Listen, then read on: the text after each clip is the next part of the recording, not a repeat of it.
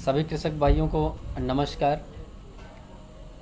देखिए, वर्तमान समय में देश में कई जगहों से ऐसी न्यूज़ आ रही है कि थोड़ी सी डीएपी की कमी चल रही है। तो उस कमी को दूर करने के लिए सरकार अपने ठोस कदम उठा ही रही है। उसके साथ ही साथ डीएपी के अन्य विकल्प क्या क्या हैं और क्या कौन कौन सी चीज़ें हैं जो उसकी मात्रा की पूर्ति कर सकती हैं फसल में, उसके बारे में आज चर्चा करेंगे। सर्वप्रथम तो हम लेंगे एक प्रोडक्ट है इफ़को का 1261 ये है, इसको मोनो अमोनियम फास्फेट के नाम से भी जानते हैं। ये डीएपी का बहुत ही बेहतरीन विकल्प है। विकल्प कैसे है? क्योंकि इसमें जो नाइट्रोजन की मात्रा होती है 12% होती है और फास्फोरस की मात्रा होती है जो 61% होती है। यही अगर हम बोरी वाली डीएपी की बात करते हैं तो बोरी वाली डीएपी में आपका 18% नाइट्रोजन होता है और 46% फास्फोरस होता है, जबकि उसका 100% यूज नहीं हो पाता खेत में, क्योंकि वो 100% वाटर में घुलनशील नहीं होती है। थोड़ा वाटर में घुलनशील होती है और शायद 39 पॉइंट कुछ के समथिंग जो है आपका अम्ल में घुलनशील होती है। और ये क्या होती है, ये 100% घुलनशील होती है। तो इसका प्रयोग आप लोग जो है डीएपी की जगह पे कर सकते हैं।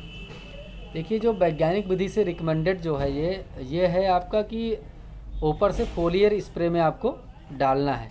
परंतु हमारे यहाँ के जो किसानों को अनुभव रहे हैं वो अनुभव ऐसा रहा है कि 2 किलो पर बीघे के हिसाब से उन लोगों ने बेसल में भी प्रयोग किया है, तो रिजल्ट बहुत ही बेहतरीन आए हैं। आप लोग इसका बेसल में भी प्रयोग कर सकते हैं। और फोलियर स्प्रे में प्रयोग करना चाहें तो आप इसको जो है पहली सिंचाई के बाद में इसका फोलियर स्प्रे कर सकते हैं। दूसरा, इसी कड़ी में एक दूसरा प्रोडक्ट हमारा आता है 1744, इसको यूरिया फास्फेट के नाम से भी हम लोग जानते हैं। इसमें जो नाइट्रोजन की मात्रा होती है वो 17% होती है और फास्फोरस की मात्रा जो होती है वो 44% होती है। यानी कि डीएपी में जो होता है आपका नाइट्रोजन और फास्फोरस, उसमें नाइट्रोजन 1% कम है, डीएपी में 18% होता है, इसमें जो है 17% है। और डीएपी में फास्फोरस आपका 46% होता है, इसमें आपका 44% है। तो डीएपी की जगह पे इसको भी रिप्लेस आप कर सकते हैं। इसका भी बेसल में हमने प्रयोग कराया है इसको। तो 2 किलो से 2.5 किलो पर बीघे के हिसाब से आपका एकड़ में अगर देखा जाए 5 बीघे में तो आपका लगभग 10 से 12 किलो पर एकड़ के हिसाब से अगर आप प्रयोग करते हैं तो आपका रिजल्ट बहुत ही बेहतरीन आता है, इसमें आपके कोई शक नहीं है। अब हम तीसरी बात करते हैं। एक अपने पास इफ़को का सागरिका के नाम से उत्पाद आता है, जिसको हम बार बार दिखा चुके हैं आप लोगों को कई बार बोरी के रूप में।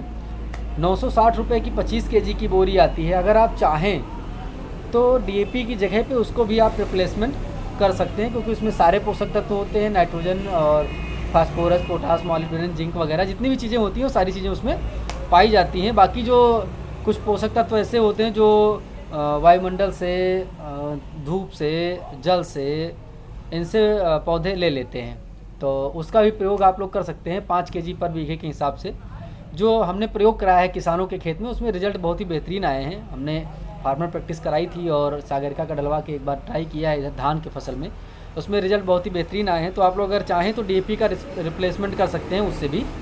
5 केजी पर बीघे के हिसाब से अगर आप सागरिका डालते हैं तो आपको डीएपी डालने की ज़रूरत नहीं पड़ती है। उसके बाद में हम लोग आते हैं एनपीके तरल कंसोर्टिया पे।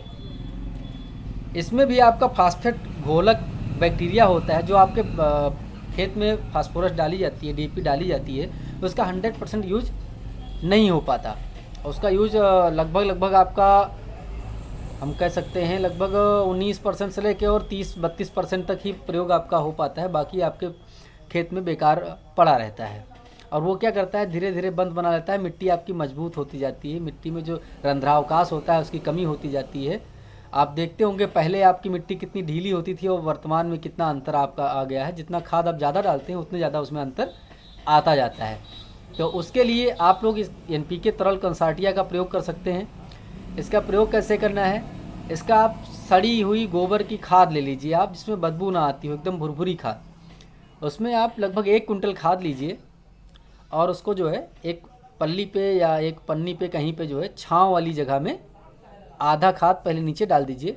उसके बाद में इस डिब्बे को खोलिए और खोलने के बाद में यहाँ देखो चेंज करने का ऑप्शन दिया हुआ है, यहाँ पे करके और ऐसे ऐसे करके पूरा उस पर डाल देना है। उसके बाद में फिर आधे जो आपकी खाद बची हुई है उसके ऊपर से फिर आप पुनः डाल देंगे। और इसको जो है छाँव में ही कम से कम 2 से 3 दिन, मैक्सिमम अगर हो सके तो हफ्ते भर 15 दिन आप उसको सुरक्षित रखे रहें। तो इसमें आपके जीवित जीवाणु होते हैं, इसमें जीवित बैक्टीरिया होते हैं, वो क्या करेंगे उसमें क्रिया करके और पूरे आपके गोबर की खाद भर में फैल जाएंगे। तो समझ लो पूरी 1 कुंटल खाद आपकी जो है पूरी तैयार हो चुकी है जीवित जीवाणुओं से। फिर उसका प्रयोग कैसे करना है आपको, जब आप खेत में अपनी आखिरी जुताई कर रहे हों, अपने खेत की सबसे अंतिम जुताई कर रहे हों, उसी समय उसको जो है बुरकाव कर दीजिए या बुवाई कर दीजिए, उसके बाद में ऊपर से जुताई कर दीजिए। अब वो पूरी खेत में आपका मिल जाएगा। इसको डालने के बाद आप डीएपी की मात्रा आधी कर सकते हैं। अब मैं नहीं कह सकते कि पूरा रिप्लेसमेंट कर दीजिए इसका। जैसे मान लीजिए आप 10 किलो बीघे डालते थे, तो इसको डालने के बाद आपको 5 किलो डीएपी या एनपीके डालने की आवश्यकता पड़ेगी। बाकी काम ये अकेले करने में पर्याप्त है। देखिए आज के टॉपिक में बस इतना ही। जानकारी अच्छी लगे तो जुड़े रहिएगा चैनल से। आपको नई नई जानकारी से, नई नई टेक्निक से आपको आगे अवगत कराया जाएगा। बहुत बहुत धन्यवाद। नमस्कार।